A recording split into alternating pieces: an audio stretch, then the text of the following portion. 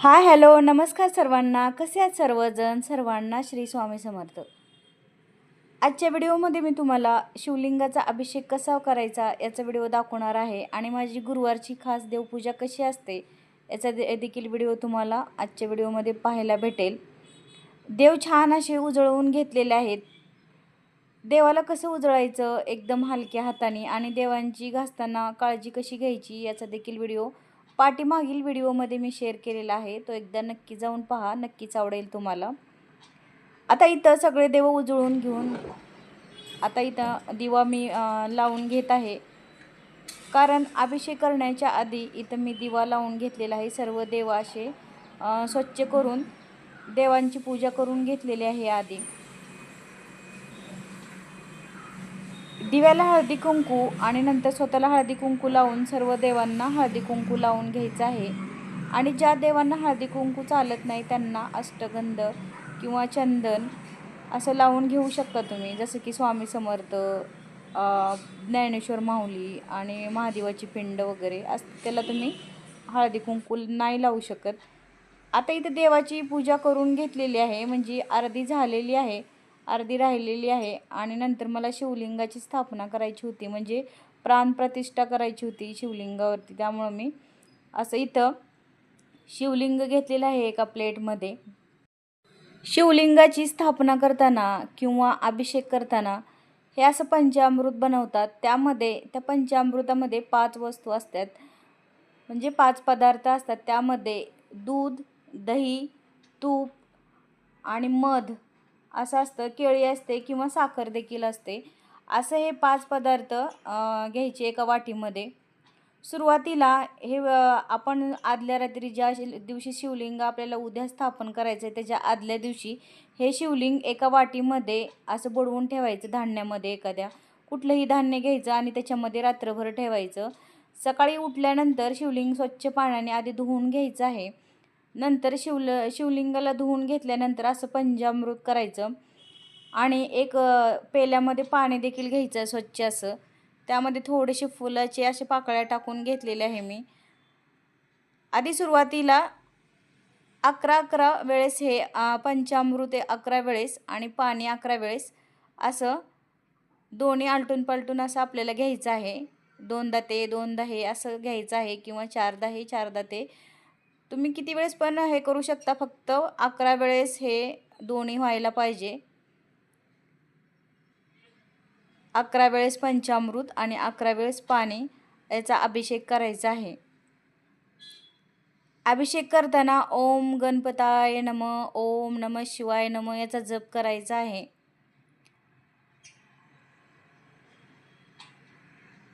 कारण कुठलीही सुरुवात करताना गणपतीचं नाव घेऊनच सुरुवात करायची आहे. आणि शक्य असल्यास इथे एखादी सुपारी ठेवून सुपारीची देखील आधी पूजा करून घ्यायची आणि नंतर शिवलिंगाची केली तरी चालते. मी देव्हाऱ्यावरती पूजा केलेली होती गणपतीची, किंवा सुपारीची देखील. सुपारीचाच तसा मान असतो. सुपारीची देखील पूजा करून नंतर शिवलिंगाचा तुम्ही अभिषेक केला तरीही चालतो. इथं मी आधी गणपतीचा अभिषेक केलेला होता, त्यामुळे इथं मी नंतर शिवलिंगाचा करून घेत आहे. आता इथं देवाला पांढरं फूल व्हायचं आहे. असं मी हे पंचामृत थोडंसं आणि पाणी थोडंसं असं मी याचा अभिषेक करून घेत आहे. नंतर हे इबित्त आहे. शिवलिंगावरती कधीही हळदी आणि कुंकवाचं असं लावायचं नाही. इबित्त किंवा चंदन असं लावून घ्यायचं किंवा अष्टगंध. आता पूर्ण हे शिवलिंग आहे ते असं स्वच्छ पाण्याने एकदा धुवून घ्यायचं आहे. 11 वेळेस झालेला आहे याच्यावरती अभिषेक करून, त्यामुळं आता मी धुवून घेत आहे शिवलिंगाला चांगलं असं.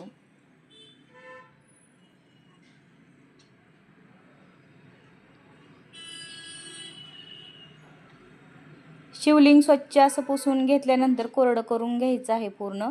आणि जे इबित्त आहे ते इबित्ताचे असे 3 पट्टे ओढून घ्यायचे आहे आपल्या शिवलिंगावरती. पुढे पाठीमागं आडवे साईडला असे सगळीकडे पट्टे ओढून घ्यायचे आहे शिवलिंगाची. हे शिवलिंगाची स्थापना करताना एक मंत्र म्हणला जातो की प्राणप्रतिष्ठा शिवलिंगामध्ये टाकली जाते. त्याचा मंत्र म्हणायचा, जो यूट्यूबवरती सुद्धा अवेलेबल असतो किंवा पुस्तकात सुद्धा असतो. त्यामुळं तुम्ही तो मंत्र म्हणू शकता. इथं मंत्र म्हणलेला होता मी, पण खूपच फॅनचा आणि गाड्यांचा आवाज येत होता, त्यामुळं तुम्हाला तो मंत्र ऐकण्यात आलेला नाही आहे. तुम्हाला हवा असल्यास तुम्हाला यूट्यूबवर किंवा एका पुस्तकामध्ये कुठल्याही असं पुस्तकं तुम्ही गेला लायब्ररीमध्ये, पुस्तकाच्या दुकानामध्ये ते पुस्तक भेटून जाईल तुम्हाला. इथं माझ्याकडं बेलपत्र नव्हतं, खूप शोधलं मी, मला भेटलंच नाही. त्यामुळे इथं थोडंसं मला तुळशीपत्र भेटलं, तुळशीपत्र ठेवून घेत आहे.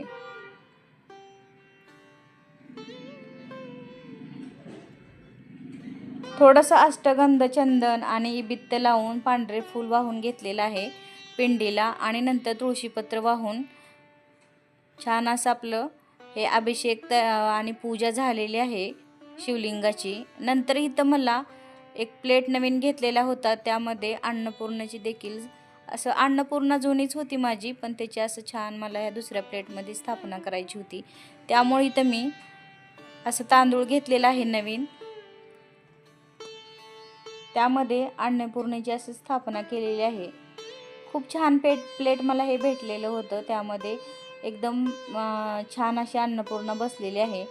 अन्नपूर्णेला देखील हळदी आणि कुंकू लावून घ्यायचं आहे.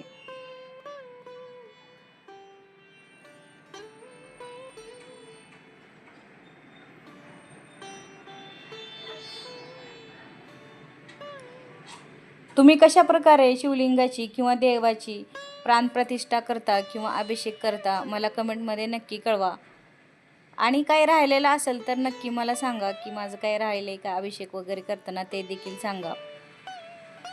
आता इथं सर्व देवांना हळदी कुंकू, माळा, फुलं घालून असं झालेली होती.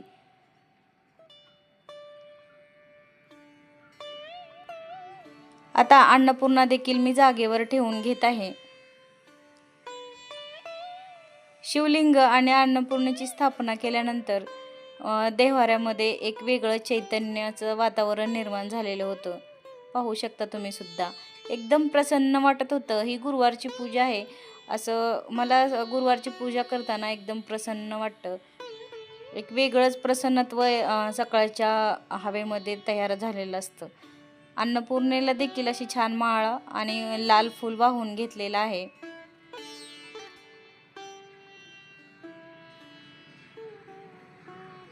आता आपली पूजा झालेली आहे. मी इथं खडीसाखरेचा नैवेद्य दाखवलेला आहे. कापराने आरती करून घ्यायची. आधी गणपतीची आरती करून घ्यायची आहे आणि नंतर महादेवाची आरती करून घ्यायची आहे. 2 अशा आरत्या करून घ्यायच्या आहे, म्हणजे आपली शिवलिंगाची स्थापना झाल्यामुळं ह्या 2 आरत्या करून घ्यायच्या आहे. ज्यांना कुणाला जर प्राणप्रतिष्ठाचा मंत्र येत नसेल, कुठली मूर्ती आपण प्राणप्रतिष्ठा करतो तर त्याचा मंत्र येत नसेल, तर किमान आरती म्हणायची, म्हणजे ज्या देवाची आपण स्थापना केलेली आहे त्या देवाची आरती म्हणली आणि घंटी वाजून मनोभावे नमस्कार करायचा.